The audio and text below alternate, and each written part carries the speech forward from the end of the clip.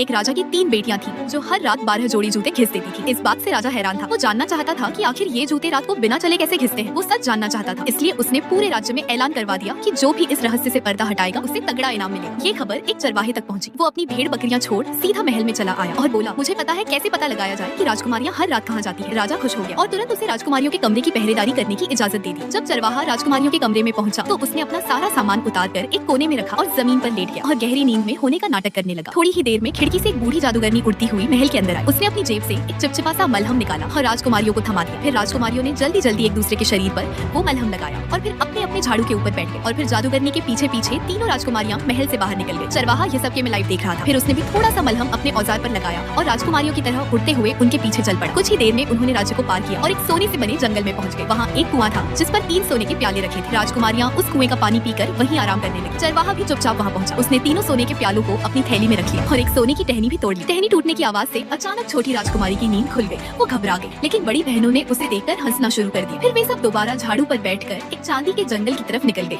यहाँ भी वही हुआ। 3 चांदी के प्याले में कुएं का पानी पीकर राजकुमारियां गहरी नींद में सो गई। चरवाहा फिर आया, तीनों प्याले चुरा लिए और एक चांदी की टहनी तोड़ ली। छोटी राजकुमारी फिर जाग गई। बहनों ने फिर से उसका मजाक उड़ाया, तू तो बस डरपोक है। इसके बाद वह हीरे के जंगल पहुंची। यहाँ भी सब कुछ वैसा ही हुआ। चरवाहे ने हीरे के प्यालों को चुरा लिया और एक टहनी तोड़ ली, लेकिन इस बार टहनी टूटने की आवाज बिल्कुल पास से आई। छोटी राजकुमारी डर गई। उसे लगा कोई उनका पीछा कर रहा है, पर बहनों ने फिर से हंसते हुए उसकी टेंशन का मजाक उड़ाया। इसके बाद फिर से तीनों राजकुमारियां उड़ने लगी। कुछ देर बाद अचानक एक बहुत बड़ा मुंह खुला और तीनों राजकुमारियां उसमें समा गई। चरवाहा भी उनके पीछे अंदर चला गया, लेकिन अब सामने जो नजारा था वो बिल्कुल डरावना था। वहाँ 12 डरावने बीबीसी राक्षस खड़े थे। जैसे ही संगीत शुरू हुआ, तीनों राजकुमारियां उनके साथ नाचने लगी। चरवाहा चुपचाप एक मेज के नीचे छुपकर सब देखने लगा। उसने देखा कि कैसे राजकुमारियां तलवार की धार पर नाच रही थी। अब चरवाहे को समझ आ गया कि हर रात उनके जूते कैसे घिस जाते थे। थोड़ी ही देर में तीनों की जूतियां फट गई और वह थककर मेज पर ही गिर पड़ी। वो इतनी थक चुकी थी कि उन्हें खाना खाने की भी हिम्मत नहीं बची थी। एक राजकुमारी ने हीरे का चम्मच गिरा दिया, दूसरी ने हीरे की कांटा गिरा दी। चरवाहा तुरंत वो सब उठा लिया और उनसे पहले उड़कर महल लौट आया और फिर से जमीन पर लेटकर सोने का नाटक करने लगा। इधर कुछ समय बाद राजकुमारियों को लेने के लिए तीनों छड़ी वापस आई। जब राजकुमारियां वापस महल पहुंची तो उन्होंने देखा कि चरवाहा तो वैसे ही गधे बेचकर सो रहा है। बड़ी बहनें छोटी को चिढ़ाने लगी कि तू तो बेकार में ही इतना डर रही थी। सुबह होते ही चरवाहा राजा के पास गया और उसने पूरी कहानी बताई, एक एक पल का हिसाब। फिर उसने सबूत भी निकाले, चांदी, सोने और हीरे के प्याले, टूटी हुए टहनियां, यहाँ तक कि हीरे का चम्मच और कांटा, सब कुछ। राजा ये सब सुनकर दंग रह गया। उसने तो कभी सपने में भी नहीं सोचा था कि उसकी बेटियां हर रात राक्षसों के साथ नाचने जाती हैं। गुस्से में आकर राजा ने दोनों बड़ी बेटियों को कैद में डाल दिया